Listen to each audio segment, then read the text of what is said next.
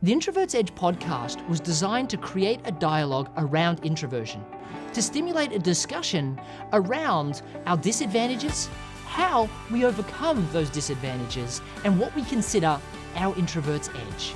Together, we're finally going to confront the stigma around introversion, showing that we're not second-class citizens, we're just different, and we need to embrace that. Hello everyone, and welcome back to the Introvert's Edge, and I'm ecstatic to introduce to you our guest today, Ryan Deiss, who is not only the founder and CEO of Digital Marketer, but also the founder of the Traffic and Conversion Summit. So for any of those introverts out there that are thinking, hey, I definitely can't speak from stage, I think Ryan's gonna add some unbelievable value about hosting a crazy size conference and how he copes with things that you would normally assume that an introvert just wouldn't do. So Ryan, welcome to the show, mate. Thanks for coming. Yeah, thank you for having me. Thank you for bringing up this important topic. I think it's good for everybody to go out there and acknowledge, our strengths and our weaknesses and what that means for us moving forward. So, everybody that sees you, that I know, talks about you as that extroverted person that they wish that they had that skill set, that they could just get up and so comfortably be on stage and just be in their own space. And I remember we were talking, I think it was at the Wizard Academy, where you mentioned, I'm an introvert, and that's why, I've got great people that try and handle a lot of those things so I don't have to do it all the time. But you just come across as so natural. But before we get to that, I'd love to hear a little bit about your story, so my beginnings, because I heard it at Small Business Festival. It's such an amazing story. I'd love to hear sort of where you came from and how you got to where you were and how introversion played some barriers and some success factors in that. Sure. I mean, and I can speak to some things that maybe I haven't talked about as much before that may resonate more with the people that are watching it that are like us, right? So I started my very first online business in 1999. I wanted to make some extra money. And at the time, you think about 1999, those of you who were around then and adults then, it seems like a lot of the people working for me today were still in diapers in 1999. But if you weren't, then the dot-com boom was it. And lots of people, certainly I was going to school at the University of Texas in Austin. Dell this was in the middle, like their, dude, you're getting a Dell campaign. So everybody knew Dell, and in around Austin, everybody knew Dell Computer Company and had heard Michael Dell's story and how he, got all this money. So there was this entrepreneurial fervor and this entrepreneurial energy around that. And so I wanted a piece of it. I wanted a part of it. And I originally decided that I was going to be a web designer, because I figured, hey, all these people are going to need websites, so I can figure out how to do that, and I'll market myself as a web designer. I wasn't very successful at that because I wasn't very successful at marketing myself, and so I actually turned that web design business into an email list. And I said, I'm going to, instead of trying to do web design, I'm going to instead start this little newsletter, this email newsletter, where I'm going to, post an email every single week for other designers like me, even though I'd never really done it. And so that was kind of my first foray into online marketing and building a list. And I eventually, offered them different products and services. One of my first successes was actually my only web design client that I ever had. And this person wasn't able to pay me, but this particular lady was a lactation consultant. And so did a lot of work with nursing moms. And one of the things that she needed help with was building a website to sell her services. So I helped with that. And then she said, can you help me, create a product that I could sell to them after they're no longer nursing their kids? So we created this product on how to make your own baby food and helped to produce that. When she couldn't pay me, she gave me that product. And literally one of the first products that I ever sold online was a product on how to make your own baby food. But if I were to think back on it, so much of the choices that I made in terms of business, and they benefited us mightily, but it's not like they were that strategic. It's not like I said, okay, the web is going to be this big thing, you need to figure that out. It really came out of not wanting to talk to people. I loved the idea of being able to start this business where I could be in my dorm room or my college, apartment, and I could be selling things to people all over the world and never have to really engage face to face. And it was fortunate that I was born in the time that I was born in, all of us, right? Where we can do that. We do have the ability to do that. And gosh, I was in this making hundreds of thousands of dollars in sales while I was in college, having never spoken to any of my customers except via email. And even when I did that, I did it under a pseudonym. I didn't use my real name. So it was pretty powerful. I don't know if I had been born, 30 years prior, if I would have been as entrepreneurial, because I think that meant a very different thing than it means today. But that was where I got my start, and went from selling that one book on how to make your own baby food to selling tons of little ebooks and pieces of software to launching multiple e-commerce and media companies to here we are today. So it's been a good ride. Well, thanks for sharing that, Ryan. I think one of the things that the thing that astounds me about you is how many companies you now run and have a management piece in. And I think a lot of people think that as an introvert, you can't be a great leader and you can't run a great company. And I've been to your office in Austin, and I've seen you have some amazing people that work there, and they all love working for your organization. And I know that in all the organizations you're part of, you create a really strong culture. And I think I'd really love for you just to share how you've sort of created that culture and how you use your introversion as a strength rather than feeling like it's something that you shouldn't be doing. For me, what I found is that, the act of ongoing management, which is a lot of following up with people, was always very difficult for me. So as long as we kept our company very entrepreneurial, and as long as the people that were reporting to me were people that I could say, okay, here's what we should do. This is the objective. So I can get a very small team in a room, and I have no problem saying, writing on a whiteboard and planning out, okay, this is where we need to go. But I knew that I needed to surround myself with people who really loved people, and they got their energy from other people. And so they would then take that message, they would take those ideas, and they would go leverage human beings to get it done. I was never going to be the person that was going to be able to manage a large team, but I could lead a large team if I had really solid people below me. If I had those people that were on my team that when I talked to them, they knew what to do and they weren't afraid to go and work with the team to get it done, then it was going to be fine. Because I never have a problem working with a handful of people. It's when it gets into lots and lots and lots of people that it gets a little more tricky. And just for me, it's difficult and it's exhausting. To follow people and to sit in meetings with lots and lots of folks. But if I can always have a core team around me who they get me and they'll tolerate me. And then when I say, okay, here's what we're going to do, they'll take it and run with it.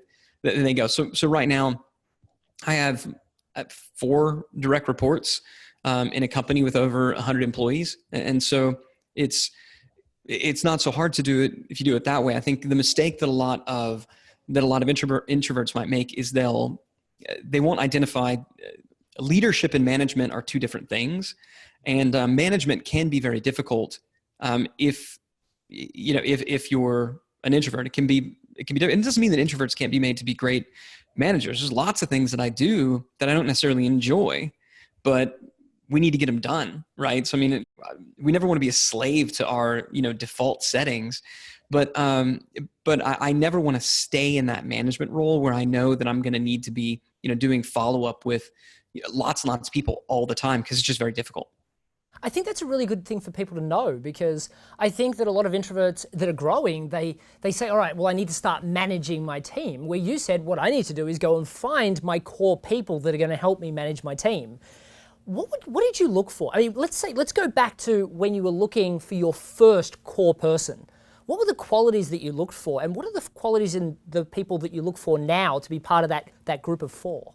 Yeah, it needs to be someone who they can't be a micromanager. They need to be someone who does work and they enjoy passing their knowledge down to others, and they enjoy seeing other people win. So I like looking for people who, when they're managing a small team or when they're in a group, they want to give credit to others on the team. That's definitely one of the things that I look for. An enormous level of just organizational abilities, right? These are people who, they don't brag about their inboxes, having hundreds and thousands of unread emails. These are people who generally, they're great at follow-up. I know for me, I'm not that great at follow-up, and it's not because I'm just, and it's not because I want to be like rude or disorganized, or it's not like a diva thing. It's that I don't like it. I know if I follow up and we get into a conversation, then it's gonna keep on going. And generally I want to hang out and read and, come up with ideas, right? So to find somebody who is really phenomenal at follow up, When I see that, and when I see them, willing to give credit to other people on their team, and they're obviously competent in the field that we're working in, then I know that that's going to be somebody that's a pretty good match for me. Somebody who's going to be somebody that I can definitely work with. That's great, Ryan. And thank you for sharing that. I think a lot of introverts really struggle to find those core people. So I think looking for those specific qualities would be really, really helpful. Well, and they're also, I should say, they're going to be people that are going to irritate the crap out of you. So they're going to be the people who, when you go, if you, like, I know that I've got these people on my team, and we go to a networking type function, and they're the ones that are going around talking to everybody, trying to, loop me into conversations, and I hate it. So I know that's exactly who I need, in that role. So it's forcing you to do things that you don't want to do, but things that are helpful to you. Yeah, and they're willing to do, and they actually enjoy the things that you don't like to do. So often when we're hiring, we hire people that we like, which means they're a lot like us, because we're intensely arrogant and selfish as human beings, right? So if you find yourself really, really liking someone a lot, if you're like, oh my God, they remind me so much of me, that's probably not the person that you're going to want, because you're going to say like, oh, hey, what do you say we just, huddle up and work on this together? And they're going to be like, oh my God, it's a freaking great idea. And they're never going to leave that cave and go out there and get the work done with other people. That's brilliant. And it's funny, I've had a lot of introvert, extrovert teams that, have had really successful companies because they understand that about each other. And the extrovert will push them out to do extroverted activities, but the introvert will say, hang on a second, we really need to think about this before we step out. And it creates such a great dynamic. So it's really amazing that you've managed to create that in a staff dynamic. And the fact that you're also humble enough to take the lead of those people that you've hired to make sure that you end up in the conversations you need to. I mean, at the end of the day, and I mentioned this before, I see whether you're an introvert or you're an extrovert, that's your default setting. You're not a slave to it. So people ask me all the time, like, oh, I can't believe that you're able to go out there and speak and do all these things. I mean, I want the end result. Something has to be better than that. Now, as we grow and as we scale, I want to arrange things so that, I can get through it more easily. But in the beginning, look, I'll do whatever I have to do to make that thing happen. And I think that everybody needs, and if there's one bit of encouragement that I could give to my introvert friends out there, it's like, acknowledge it, but you don't get to use that as an excuse necessarily. You acknowledge it so that you can say, oh, that's why this is hard. But just because it's hard doesn't mean that you are absolved from having to do it. So yeah, I mean, it irritates the crap out of me when we go to a meeting and one of my more extroverted people like, oh, I want you to meet this person. I'm like, but I know they're right. And so as long as you keep what are your bigger goals in mind and you recognize that it takes all flavors to get it done, then you kind of get over yourself pretty quickly, or you don't get the thing that you want and you just become a bitter, worthless human being. I don't want that as an option. So yeah, that's the last thing you want to be remembered for, I think. So yeah, no, great advice. I want to transition for a second because you talked about writing blogs and, a lot of what you talked about is, I created great content, I created an email list, I sold without ever speaking to people. The world's changed a little bit these days. And, I was talking through, Dell is one of our sponsors for Small Business Festival, and they were talking about how they created all this great written content, and then they realized the world's gone video. And you and I are very private people. Like you have your family and you've got your proper family time, and you'll go and a lot of your life is behind closed doors, and then you go out to events that you're dragged along to and told that you need to meet specific people. And now the world's video and you've got to get in front of a camera more frequently. And I mean, this is a great example. This is a video production rather than just an audio, or just, could I get you to write a blog post and contribute it to the website? How have you found coping with that, and what strategies have you used? And for people that have to get in front of video now, is it something they have to do, or is it something they can choose to do? What would you suggest? Somebody in your company is going to need to be out, and they're going to need to be the face of that company. And if I had it to do all over again, and all things being equal, I would have much rather somebody else been the face of digital marketer, and I was just the person behind the scenes. But that's not how it worked out. I was the one that needed to be out there in the beginning because I was the only one that was there. So it made sense that I would be the person that was there. And then once it's done, there's no going back, so I just accept it for what it is. Like, do I enjoy it? No, I don't necessarily enjoy being on all the videos and things like that Digital Marketer puts out. And that's why I've sought to really build more of a company brand as opposed to a personal brand. So we're a digital marketer. We're not RyanDeiss.com. I don't even know what's at RyanDeiss.com. And I've been very, very, particular and very deliberate about building digital marketer as a brand and about highlighting other people on the team who are more extroverted and who like being on camera. And so I could say, hey, you want to learn about Facebook ads? Talk to Molly. You want to learn about, conversion rate optimization and testing? Here's Justin. You want to hear sales? Talk to Marcus. I'll even drag, Richard Lindner up from time to time to talk about email stuff, but he's an introvert like me. So that doesn't get very far. Right. So a lot of it is building a team. I'll tell you, if you're going to be both an introvert and you're going to be a micromanager and you're going to be kind of so arrogant that everything has to be about you, I don't see how you get through life without being miserable. Because everything inside of you is not going to want to do the things that you feel like you have to do for whatever reason. But I have no problem highlighting other people on the team and having them be on camera. I also, while I may not enjoy it, have no problem being on camera if that means that that's what it takes to grow the company and to be successful. Also, I don't so much mind being on camera. To me isn't that big a deal, because it's still, it's just us talking right now. I can kind of psych myself out of it. Even being on a stage in front of a lot of people, if I have a rear, backstage entrance and exit, even that's okay, because there's a clear kind of wall, like a separation type thing. Speaking in front of a room of 20, 30 people, that's way harder for me than speaking in a room of 2, 3, 4, 5,000. Funny enough. So I think part of the reason that I've, even the event is structured the way that it is because I try to build things to where they're going to be most comfortable. But my desire is to end up there. I'm never going to say, well, because I don't like this, I'm not going to do it. I'm going to do what needs to get done, whether it's shooting a video, whether it's, leading a meeting, with, at the company. I'm going to do what needs to get done. But as soon as it works, one of the perks of success is then you get to make your own rules. So then I'm going to change things a little bit and try to make it to where it is easier for me.